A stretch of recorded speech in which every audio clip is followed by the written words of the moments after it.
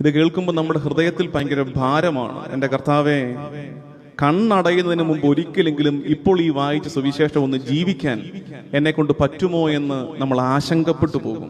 അതുപോലത്തെ ഒരു സുവിശേഷ ഭാഗമാണ് ഇന്ന് നമുക്കായിട്ട് നൽകപ്പെട്ടിരിക്കുന്നത്.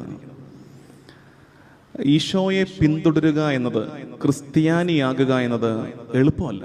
എന്ന് പറഞ്ഞാൽ നല്ല ക്രിസ്ത്യാനി ആയിരിക്കുക എന്ന് പറഞ്ഞാൽ, ഒരു റാഡിക്കൽ ക്രിസ്ത്യൻ ആയിരിക്കുക എന്നുള്ളത് അത്ര എളുപ്പമല്ല.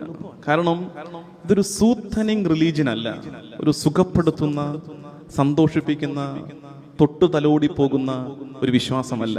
മറിച്ച് നമ്മുടെ ഹൃദയത്തെ പിടിച്ചുലയ്ക്കുന്ന വിശ്വാസമാണ്. അതാണ് ക്രൈസ്തവ വിശ്വാസം. അത് അങ്ങനെയാണ്. അതിനെ നമ്മളിപ്പോൾ എത്ര മയപ്പെടുത്തി അത് അങ്ങനെ അല്ലെന്ന് പറഞ്ഞാലും അത് അങ്ങനെയാണ്. കാരണം നമ്മുടെ ഗുരു, നമ്മുടെ മാസ്റ്റർ